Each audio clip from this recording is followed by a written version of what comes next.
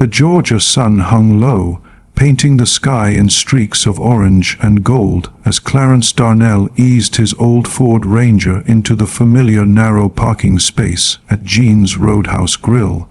The truck coughed twice, a ritual of its own, before settling into silence. Clarence stepped out, his jeans pressed crisp that morning, his burgundy flannel shirt buttoned to the collar, and his army-issued cap tilted forward, shading his eyes. At 62, he carried himself with the quiet vigilance of a man who'd learned to watch his own back long before the world taught him why. Every Friday, like clockwork, he came here, to the same booth by the window, where he could see the parking lot and the entrance. Habit, reflex, survival, call it what you will. It was his. Inside, the air was thick with the scent of mesquite and beef fat, the floors creaking under the weight of heavy boots. The restaurant buzzed with its usual crowd, contractors with sunburned necks, retired schoolteachers swapping stories, the occasional cop grabbing a quick bite. They didn't fuss over Clarence, and he didn't ask them to.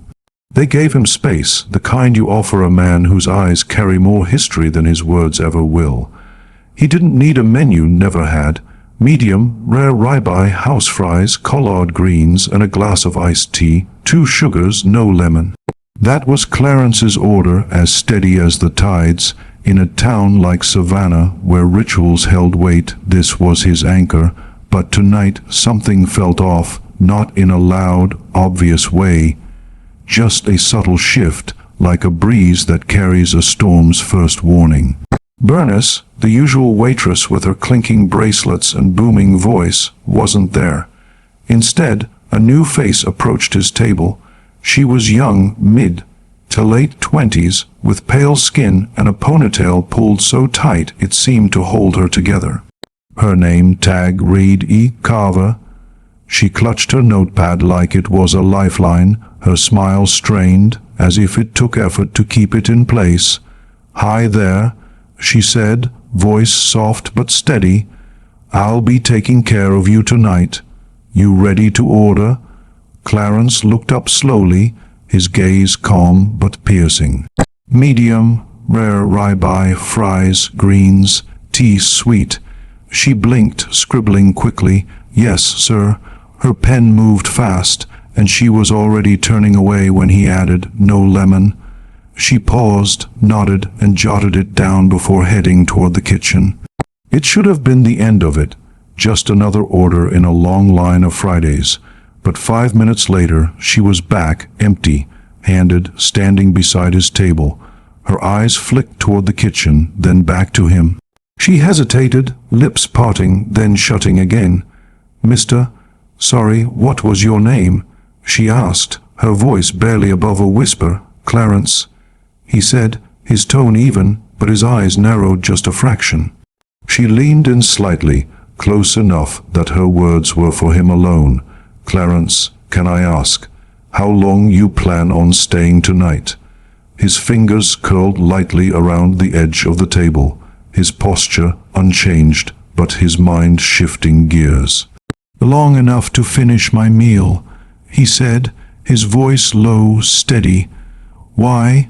She glanced around the restaurant, where the Friday night hum continued. Laughter from a booth, the clink of silverware, classic rock humming faintly in the background. Then she leaned closer, her voice dropping to a near whisper. "They don't want you here tonight." The words landed like a dropped fork, sharp and sudden. Clarence froze, not dramatically, but with the subtle stillness of a man whose instincts had been honed in harder places than this. "Come again," he said, his tone unchanged but his eyes locked on hers. She didn't flinch, but her eyes flicked toward the corner of the room, just past the bar, where a large booth sat tucked in the shadows. 4 men occupied it, one bold with tattooed arms, another with a goatee and a tight-lipped smirk, the other 2 looking like they'd stepped out of a hunting catalog. their eyes hard and fixed on him. Clarence turned back to her, his voice dropping lower. "You sure that warning was meant for me? I don't joke with tables," she said, her voice steady despite the tension in her shoulders. He sat back, arms crossing slowly. "You knew what, a week and a half," she nodded. "Barely 10 days. And you're already getting messages for other people." "Not messages," she said quickly. "I overheard something, thought you'd want to know." Clarence didn't respond right away. He studied her, his gaze steady, searching for the weight behind her words. Something in her eyes told him this wasn't just gossip, it was personal. He took a slow sip of the iced tea she'd just set down, the ice clinking nervously in the glass. "You wanna sit?" he asked, his voice calm but firm. Emily hesitated, glancing toward the kitchen. "I'm not supposed to be off the floor." "Then talk fast," he said, keeping his voice just above a whisper. She pulled out the chair across from him and sat, her movements quick, like she wasn't sure how much time she had. "They've been coming in the past few weeks," she said, twisting the corner of her notepad. "Same group, always that booth. Last Friday, they left a note on the table. Said certain types of customers make the place feel tense." Clarence raised an eyebrow. "Certain types." She gave a tiny nod. "That's what it said. No names, just that phrase." He leaned in slightly. "What makes you think they were talking about me?" Emily swallowed, her voice steady but quiet. "Because they said, the man who always wears a flannel shirt and a veteran's cap, the one who sits by the window." The restaurant kept moving around them, chefs shouting orders, a toddler laughing near the back, someone dropping silverware. But at their table, time seemed to pause. Clarence's jaw tightened, but his voice stayed even. "And Jean's okay with that?" She looked down, her fingers still twisting the notepad. "I don't know what Jean thinks. I've only met him once. His son, Travis, runs the place now. He doesn't say much, but I know the guys at that booth. At least one of them. We went to high school together. He wasn't exactly subtle back then either." Clarence's eyes narrowed. "What's his name?" She hesitated, then said, "Logan Mercer. He was a senior when I was a freshman. Got into trouble a lot. Vandalism, fights, all of it. Somehow it always disappeared from his record. Family had money." Clarence sat back, the pieces clicking into place. "And now he's the kind of man who leaves notes for management?" Emily nodded once. "He runs a local contractor business. Half his crew eats here, tips heavy, brings people in. And you're telling me this because?" She looked him dead in the eye, her voice steady despite the faint tremble in her hands. "Because the last time someone like him started whispering about who belonged and who didn't, folks ignored it, and then it got louder. I don't want to wait until it gets loud again." Clarence let that sit for a moment, respecting the courage it took to say it out loud. He wasn't new to this, not by a long shot. "You afraid of him?" he asked. She didn't answer right away, her hands folding tightly in her lap. "I'm afraid of where this kind of talk goes," she said finally, "and I'm afraid nobody else here is going to say a damn thing about it." He glanced at her hands, saw the slight shake, then looked back at the corner booth. The 4 men were still watching, their eyes like searchlights cutting through the dim. "You say Logan knew you back then?" She nodded. "He used to mess with me. Small things. Locking me in storage closets, starting rumors. He moved away for a while, but now he's back. And somehow he thinks he owns this town." Clarence leaned forward, elbows on the table, his voice firm but quiet. "What do you want me to do?" Emily blinked, caught off guard. "I don't know," she admitted. Either you wanted me to leave, or you wanted me to stand up." and I don't leave when I'm told not to be somewhere." She exhaled, a breath that carried the weight of something held in too long. "I wanted you to be ready," she said. "I didn't want you to get blindsided." Clarence picked up his glass, took a slow sip, and set it down with a quiet tap. "Well, I'm ready now." But there were still 5 tables between him and the truth, and 4 pairs of eyes watching his every move. The restaurant hummed along, oblivious to the tension coiling at its edges, but Clarence's senses had sharpened. He'd been through enough patrols in the desert to know when a room's energy shifted, when something beneath the surface wasn't right. And he felt it now, not just from the corner booth, but from the bar, where the bartender had stopped polishing glasses and stood frozen, eyes flicking between him and Emily. Even the busboy sweeping near the back had slowed, his broom barely moving. Emily stood, her posture stiff. She looked like she wanted to say more, but a sharp call of her name from the kitchen cut her off. It wasn't a request. It was a warning.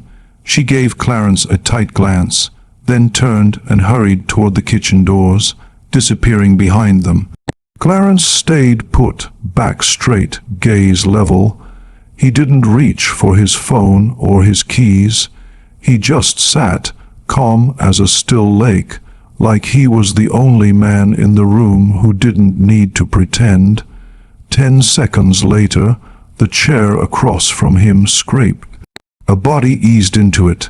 Clarence didn't look up right away, but he knew who it was. "I see you still like that corner table," a voice said, low, smug, and unmistakably southern. Clarence lifted his head. Across from him sat a man in a gray shirt with rolled-up sleeves, a buzz cut too tight for the decade, and a grin that didn't reach his eyes. "Logan Mercer," Clarence said, his tone flat, like he was naming a fact, not a person. Logan leaned back, like they were old pals catching up over drinks. "Heard you come here every Friday. Figured I'd introduce myself, since we're both loyal customers." Clarence didn't return the smile. "Can't say I was waiting on that privilege." Logan chuckled, the sound hollow. "Well, you know how it is. Some folks just don't mix well, and when you start seeing patterns, it's polite to speak up." Clarence tilted his head, his voice steady as stone. "Speak up to who?" "To the folks who run this place. Folks who care about their regulars." Logan's grin widened, but his eyes stayed cold. "I mean, let's be honest. The place has a certain atmosphere. You change the ingredients too much, and the flavor changes. Know what I mean?" Clarence stared at him, unflinching. "I know exactly what you mean." Logan's fingers tapped the table, his smile holding but his confidence wavering just a touch. "You don't strike me as dumb, Clarence. You're ex-military. You know about systems, order, chain of command." "I know about pushing back when the orders are garbage," Clarence replied, his voice cutting clean through Logan's bravado. Logan's smile faded, just for a moment. "I'm saying this ain't about you personally, but some places just work better when people know their lane. Yours ain't this one." The silence between them felt like a lit fuse, hot and waiting to burn. Clarence leaned forward, his voice low but unyielding. "Let me tell you something. I've earned the right to sit where I want, eat what I want, and exist without asking your permission." Logan's smirk returned, but it was tighter now. "Sure, but this ain't about the law. It's about comfort. Mine, theirs, even hers." He nodded toward the kitchen. Clarence's brow lifted. "Hers?" Logan's eyes flicked toward the kitchen doors. "Emily, you think she came to warn you out of kindness? She's scared, and when people like you make noise, folks like her catch the heat." Clarence didn't respond right away. He sat back, folded his arms, and studied Logan like a man sizing up a weak point in a wall. Then he asked, "What happened to you? Logan blinked, confused. "What? You were a punk in high school," Clarence said, his voice steady. "Then you had every chance in the world handed to you. Now you're sitting here, worried about what a 62-year-old man's eating for dinner. Somewhere along the way, you started fearing shadows." Logan leaned forward, his voice dropping to a hiss. "You keep coming back here, and you're gonna see what happens when shadows fight back." Clarence stood, not fast, not dramatic, just enough to let the table creak under his hand. "You picked the wrong old man," he said, his voice calm but carrying the weight of a promise. Logan sat still, his eyes hardening, but he didn't move. Clarence turned and walked toward the restroom, not the exit, not the bar. Just quietly excusing himself from the tension, letting it simmer in his absence. He needed a moment to think, to let the pieces settle. Logan's words weren't just a threat. They were a map, pointing to something bigger, something uglier, and Emily was caught in the middle. When he returned 5 minutes later, the corner booth was empty. No Logan, no hunting jackets, no smirks. Just 4 used napkins, a half-finished plate of ribs, and a crumpled receipt teetering on the edge of the table. They'd left in a hurry. Clarence scanned the room. Emily was gone too. His tea sat sweating on the table, but no plate had arrived. The kitchen hadn't fired his order, and he had a feeling it wasn't an accident. He flagged down a busboy, a teenage kid with curly hair and a dish towel tucked into his apron. "You seen my server?" Clarence asked. The kid looked confused. "Emily, she went out back, I think. Stepped out about 5 minutes ago." Clarence nodded slowly. "Tell the kitchen to bring out that ribeye, medium rare, fries, greens. Tell him I'm still here." The kid opened his mouth, then closed it and shuffled off toward the kitchen. Clarence leaned back in his seat, his eyes drifting to the side window. Through it, he could see a sliver of the alley behind the restaurant. A trash bin, a red brick wall, the faint glow of a streetlight. Out back, alone, he didn't like the sound of that. 5 minutes passed, then 10. No steak, no Emily, no manager. Clarence slid out of the booth, dropped a $10 bill on the table for the tea, and headed for the side door. The Georgia heat hit him like a wall as he stepped outside, the air thick and heavy. The alley was quiet, save for the rattling hum of an AC unit above the kitchen door. Then he heard it, muffled voices, sharp and tense. He followed the sound, stepping carefully over loose gravel and empty beer boxes. Emily was there, partially hidden behind the dumpster, her arms crossed tight, her face flushed. Facing her was Logan, his posture relaxed, but his voice carrying that same smug edge. Clarence hung back, his body angled against the wall, not wanting to interrupt but needing to hear. "You said you were done with this," Emily hissed, her voice low but fierce. Logan's tone was quieter, but the arrogance cut through. "I didn't say I was done looking out for people. You don't know what kind of men those are." "That man served," Emily shot back. "He's been coming here longer than I've worked here, and you know what? He tips better than any of your boys." Logan stepped closer, his voice dropping. "He doesn't belong, you know that." Emily's voice rose just a fraction. "Because of what? A seat by the window, a steak? You think the whole world's supposed to revolve around your comfort?" There was a beat of silence, then Logan's tone shifted, colder now. "I could get you fired with one call. You know that too." Emily stepped back, but her voice didn't waver. "Try me." Clarence didn't wait another second. He turned the corner, his steps slow but deliberate. "She won't be losing her job tonight," he said, his voice cutting through the night air. "Not if I have anything to say about it." Logan froze, his eyes snapping to Clarence. Emily's widened, but she didn't back away. Logan recovered quickly, his smirk returning. "This ain't your business, old man." Clarence stepped between them, his presence steady, unyielding. "It became my business the moment you sat at my table." Logan took a step forward, his chest puffing slightly. "You think you can scare me with your stories and your cap? I don't need stories," Clarence said, his voice low and calm.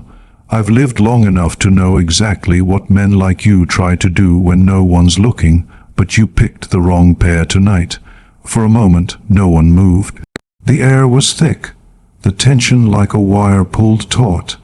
Then Logan let out a sharp breath, his eyes cutting toward Emily. "This is what you want. Fine.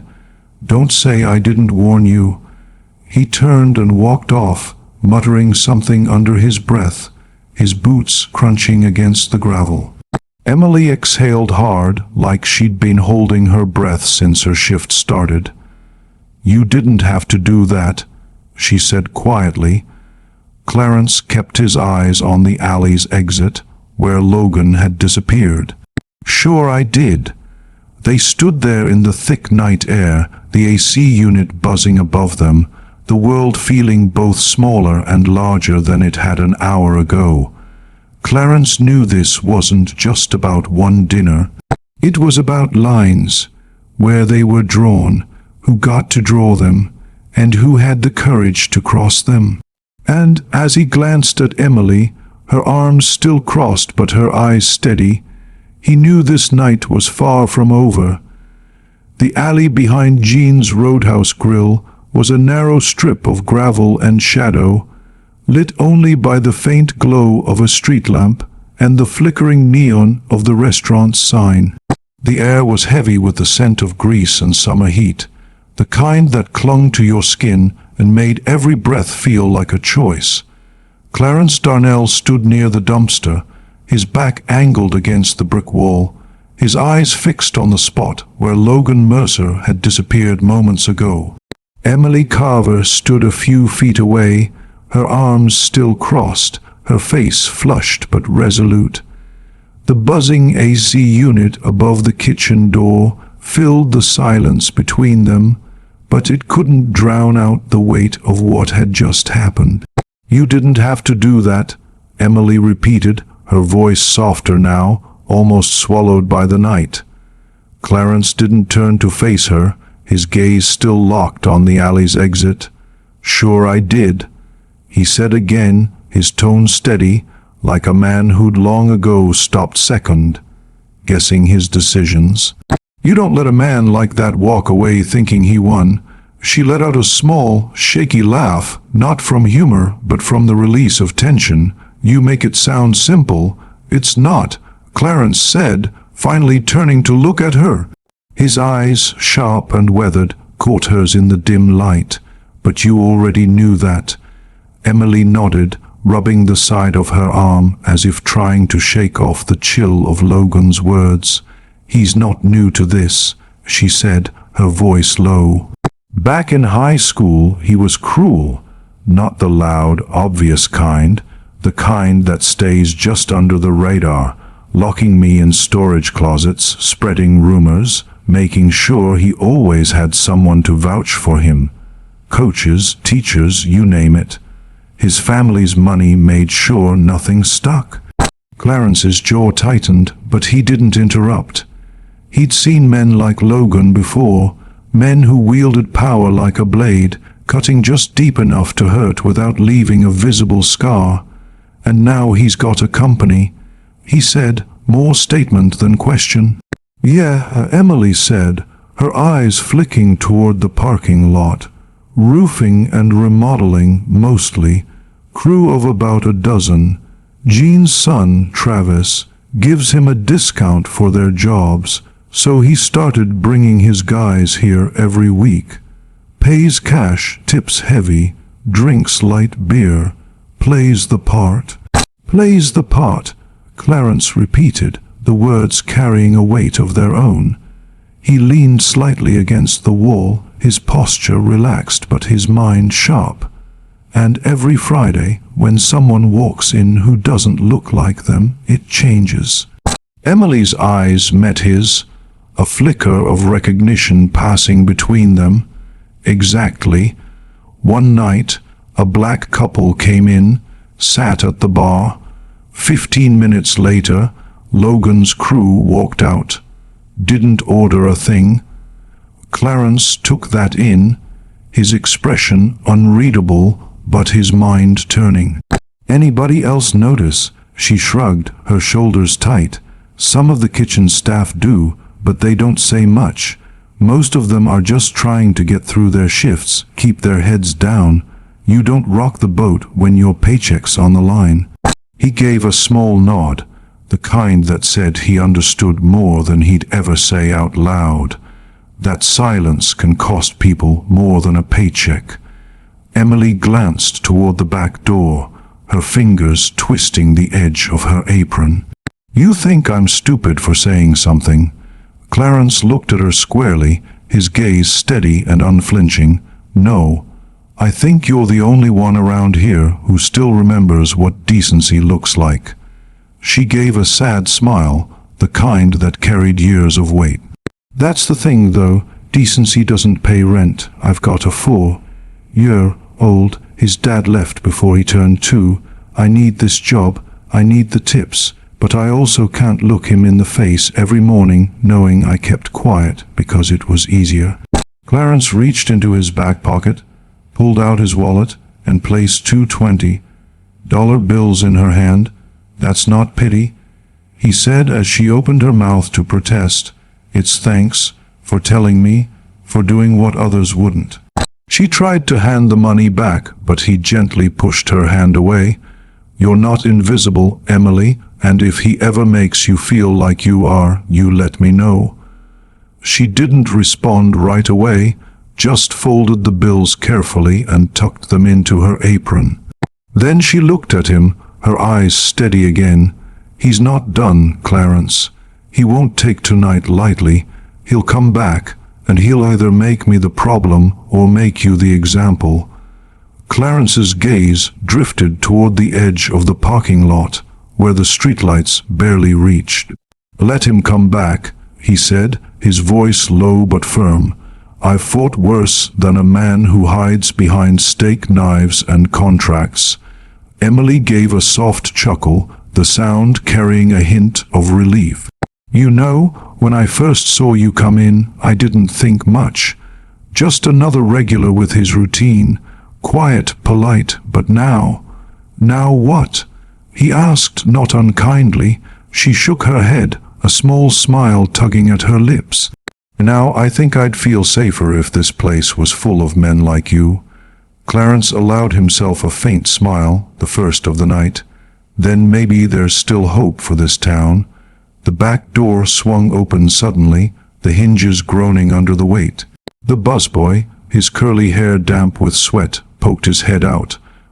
Emily, manager's looking for you. Said if you're not back on the floor in 2 minutes, you can go home. Emily wiped her hands on her apron and sighed. That's my cue. Clarence nodded. Go on, I'll head back in. Still haven't had that steak. She slipped inside, the heavy door swinging shut behind her. Clarence lingered for a moment, his eyes scanning the dark edges of the parking lot. The threat hadn't left, it had just moved out of sight. He could feel it like a storm gathering just beyond the horizon. But as he walked back toward the restaurant, something inside him shifted. He wasn't just staying for dinner anymore. Inside, the rhythm of Jean's Roadhouse had changed. The hum of conversation carried on, but it felt thinner, like everyone was trying too hard to pretend nothing had happened. Clarence's table was still empty, his tea now watered down from melted ice.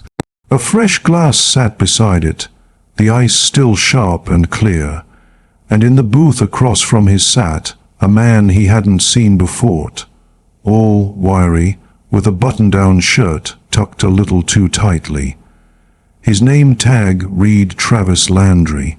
Jean's son, the manager, Clarence approached slowly, like a man walking into a meeting he hadn't asked for. Travis stood when he saw him, offering a rehearsed smile.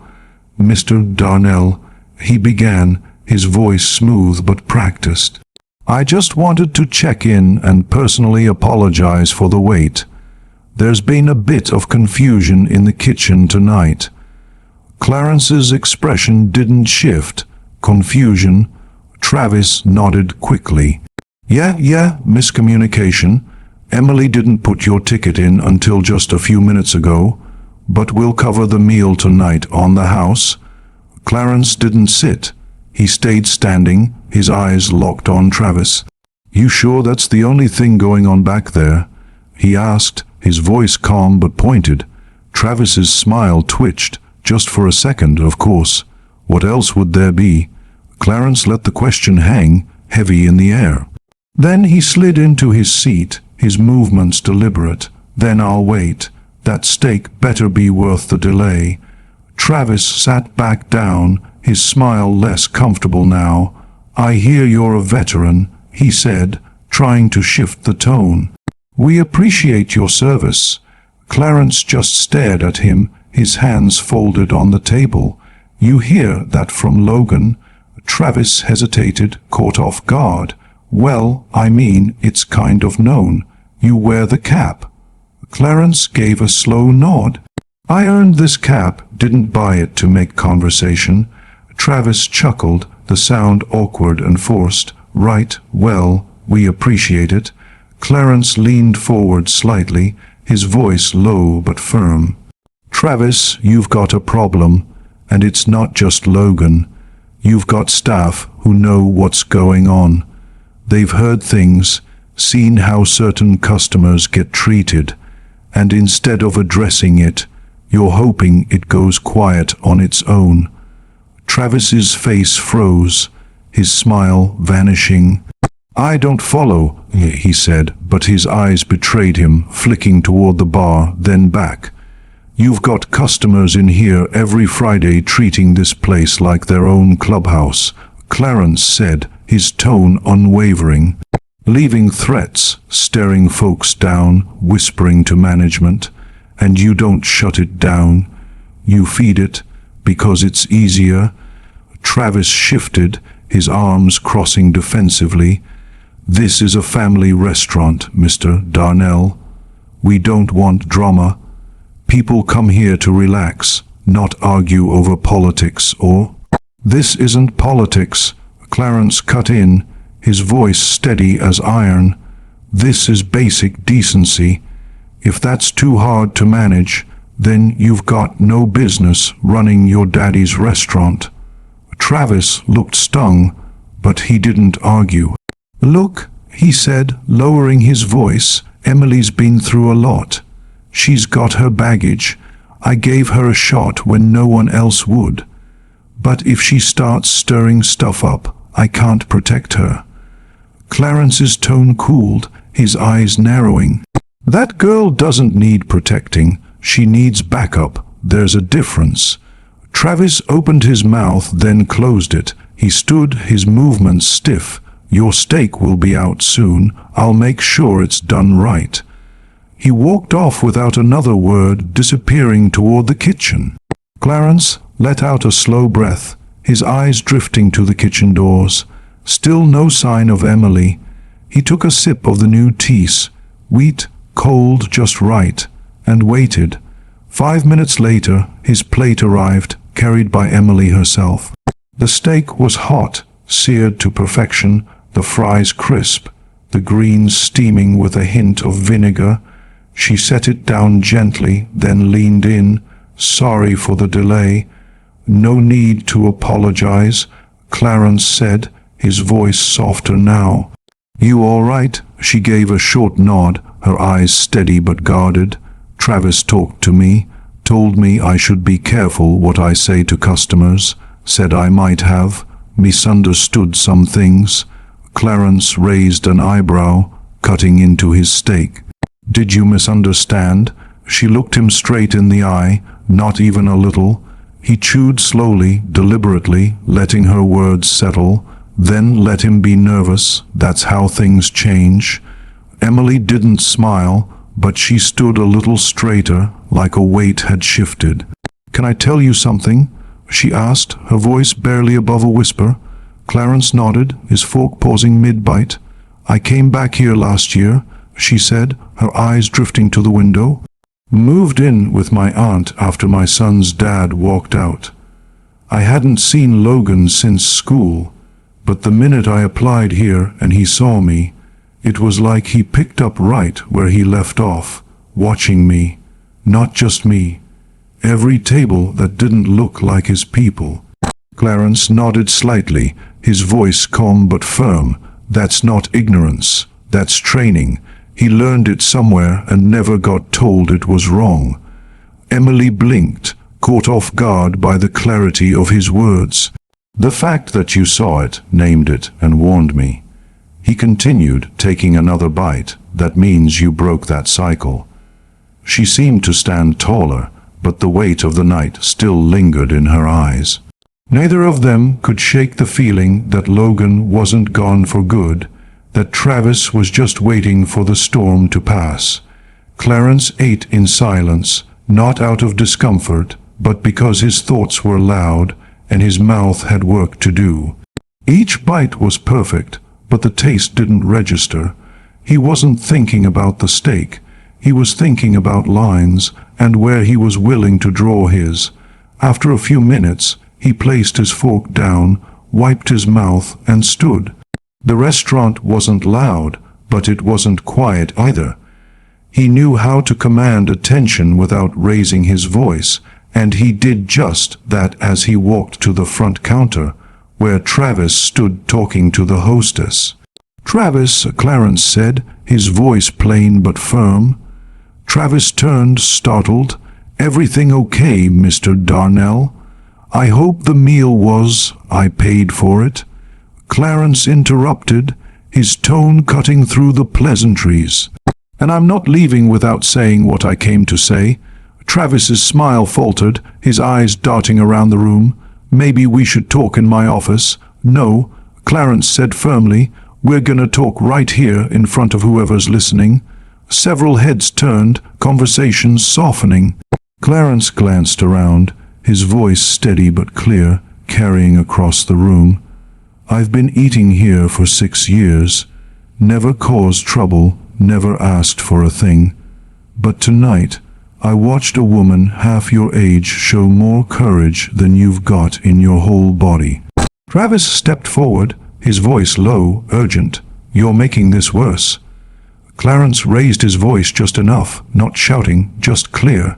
"And you're worried about the wrong kind of worse." More heads turned. The bartender stopped wiping glasses, his rag frozen in his hand. Clarence continued, his eyes locked on Travis. "You've got customers in here every Friday treating this restaurant like their own clubhouse. Leaving threats, staring folks down, whispering to management. And you don't shut it down. You feed it, because it's easier." Someone near the back muttered something, but Clarence didn't flinch. "You don't want conflict, then don't serve the kind of folks who bring it with them." Travis crossed his arms, trying to play it cool, but his eyes betrayed his discomfort. "This isn't the place for speeches." Clarence leaned forward, his voice unyielding. "Then maybe you should stop running it like a stage." The silence stretched across the room, heavy and taut. Then a small sound broke it, Emily clearing her throat. She'd come up behind them, her face pale but her eyes steady. "I'd like to say something," she said, her voice calm but firm. Travis looked like he was about to object, but something in her face stopped him. She stepped beside Clarence, her posture resolute. "I've worked here long enough to know what's been happening, and I'm not the only one who's seen it. There's been favoritism, harassment, pressure to ignore things, pressure to keep certain customers happy." She glanced at Clarence, then back to Travis. "He's not the problem, And if standing beside him costs me this job, then maybe it's not one I should have fought so hard to keep." The room was quiet enough to hear a fork drop 3 tables over. Clarence gave her a small nod, then looked back to Travis. "You can run your daddy's steakhouse how you want, but don't pretend you don't know what's going on. You're either part of the solution, or you're just another man keeping quiet till the storm passes." With that, Clarence turned, picked up his receipt, and grabbed his cap. Emily stayed standing, her eyes locked on Travis, who for the first time all night had nothing to say. As Clarence reached the front door, a few folks looked away, some stared, and one older man near the bar raised his glass slightly, a silent acknowledgement. Outside, the night air pressed against him, warm and thick. He paused by his truck, looking back through the glass. Emily was still standing at the counter, alone now, her posture straight but her future uncertain. Clarence knew decisions like hers carried weight, and the only thing heavier was silence. He climbed into his truck, his hands resting on the steering wheel, the engine still off. He wasn't ready to leave, not yet. Something told him the night wasn't done with him. Clarence Darnell sat in his Ford Ranger, the windows down, the warm Savannah air rolling in heavy with the scent of grease, salt, and summer grass. The engine was off, the radio silent. He needed the quiet to think, to let the night's events settle like dust after a storm. Inside Jean's Roadhouse grill, the soft gold of the restaurant's lights spilled onto the pavement, illuminating the tables and booths through the windows. Emily Carver stood alone at the counter, her silhouette sharp against the glow, wiping it down with a rag. Clarence hadn't meant to make a speech. Grandstanding wasn't his way. But Logan Mercer's smugness, Travis Landry's avoidance, and Emily's courage had lit a fire in him he thought had long gone cold. He was about to start the engine when headlights swept into the parking lot, cutting through the dusk like a blade. A lifted Dodge pickup, dusty white, roared in fast, no hesitation.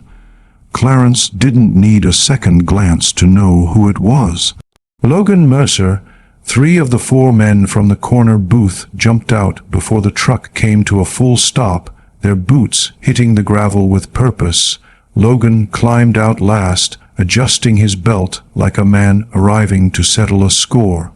He didn't notice Clarence's truck at first, his focus locked on the restaurant's front doors. Clarence stepped out, his movements slow but deliberate, his army cap casting a shadow over his eyes. "You forget your leftovers," he called, his voice clear and steady, cutting through the night.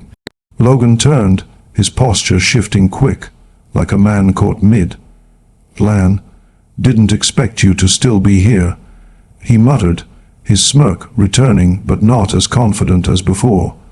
"Funny," Clarence replied, walking toward him, his steps measured.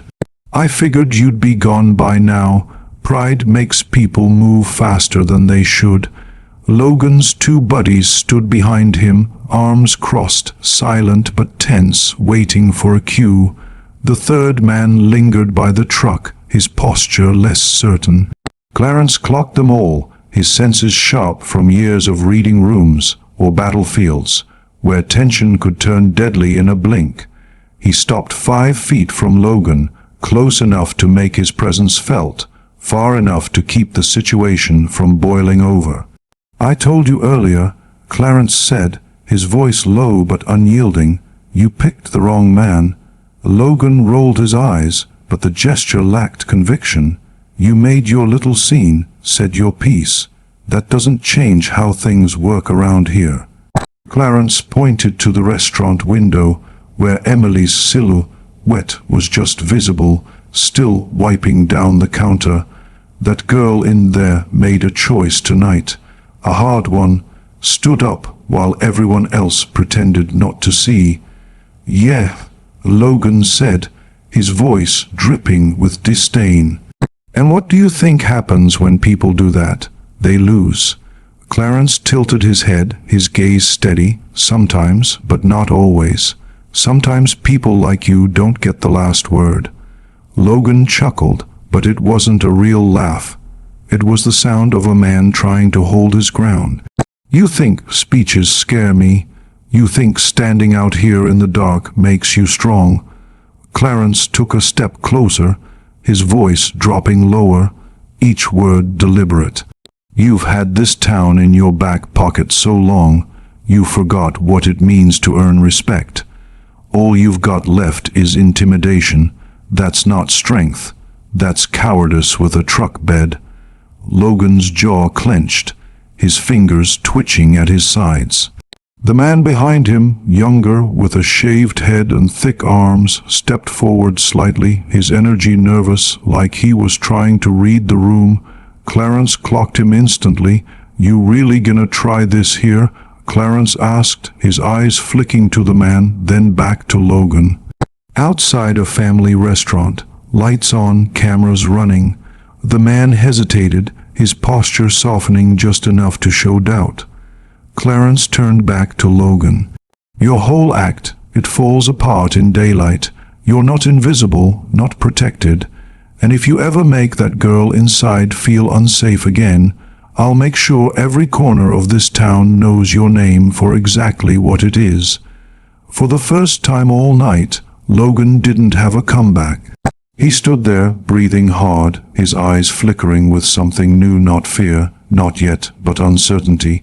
Doubt creeping in where confidence had once stood unchallenged. He looked at his crew, then back at Clarence, and jerked his chin toward the truck. "Let's go," he said, his voice tight. The men turned, their boots thudding across the pavement, truck doors slamming as the engine roared to life. Tires spun a little too fast, kicking up gravel as they peeled out of the lot.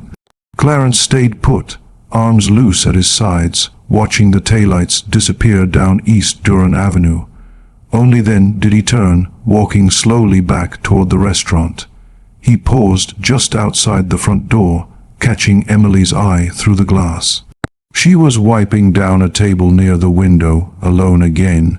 She looked up, her expression unreadable but her posture steady. He stepped inside, the bell above the door giving a faint jingle. "They came back?"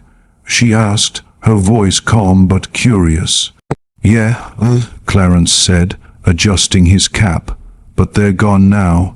She didn't ask how or why, just nodded, a flicker of relief crossing her face. "You all right?" "I'm good," he replied. "You?" She paused, then gave a small smile. "I think I will be." The restaurant was winding down, the clock over the counter creeping past 9:30. A couple of late diners paid their tabs, the cook's voice echoing faintly through the kitchen door, calling out the last order of the night. Clarence didn't sit. He stood near the front, scanning the room. He could feel eyes on him, some curious, some cautious. But it didn't matter. What mattered was that Emily had kept her job and Logan had walked away. For now, Travis emerged from the back, a clipboard in hand, his steps slowing when he spotted Clarence. The fake smile was gone, replaced by a guarded expression. He approached quietly, no small talk, no pretense. "You didn't have to make that scene," he said, his voice low, almost tired. Clarence raised an eyebrow. "You think this was about drama?" Travis didn't answer, his eyes flicking toward the floor. Clarence stepped closer, his voice calm but firm. "You've been running this place like nothing's wrong, but everything about tonight proves otherwise. You knew Logan was a problem. You just didn't want to deal with it." Travis shifted, his posture defensive. "He's brought in a lot of business. He's connected. You think I can just ban him and not feel it on the books?" Clarence didn't back down. "What you tolerate defines you, son. That man came into your restaurant making threats, pressuring your staff, trying to decide who belongs. And you still see dollar signs when you look at him?" Travis swallowed hard, his eyes darting toward Emily, who had stepped out from the back with a tray of silverware. She didn't interrupt, just listened, her presence a quiet anchor. Travis looked back at Clarence. "It's more complicated than that." "No, it's not," Clarence said, his voice cutting through the excuse like a blade. "You either stand for something, or you let men like him turn this place into theirs." Travis leaned on the counter, his shoulders slumping slightly. "I didn't ask for this," he muttered. "I grew up watching my dad work this place. He'd come home smelling like smoke and grease, always exhausted, always proud. He believed this place brought people together." Clarence nodded, his expression softening just a fraction.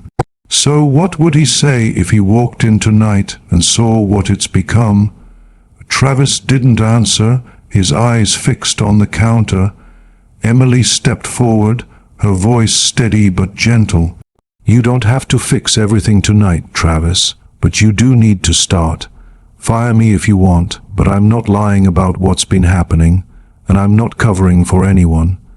Travis rubbed the bridge of his nose, his face a mix of frustration and resignation. "No one's getting fired," he said finally.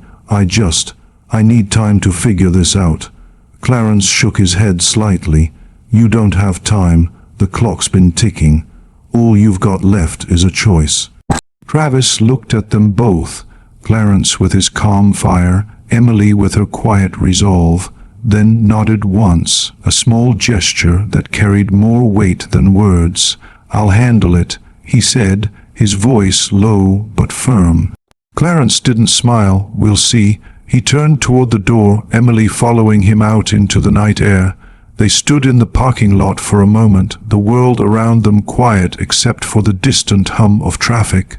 Emily crossed her arms, her eyes softer now, but still carrying the weight of the night. "I don't think he knows what to do," she said. Clarence shrugged, his gaze drifting toward the horizon. "He'll learn, or he'll lose everything trying not to choose sides." She gave a tired laugh, the sound carrying a hint of hope. "I'm used to people walking away when things get hard. You didn't." He looked at her, his expression steady. "I've walked away from enough things in my life, some I regret. This wasn't gonna be one of them." Emily stepped off the curb, looking up at the sky for a moment, the stars just starting to pierce through the dusk. "You think it'll change anything?" Clarence paused, his eyes following hers to the sky, then back to the restaurant. "Maybe not right away, but one night like this, it can shake something loose." A car pulled into the lot, its headlights sweeping across the gravel. A couple stepped out, a black man and a Latina woman mid-30s, dressed for a casual date night. They hesitated for a second, glancing at the restaurant, then walked toward the door with quiet confidence, no fear in their steps. Clarence watched them go inside, the bell above the door jingling faintly.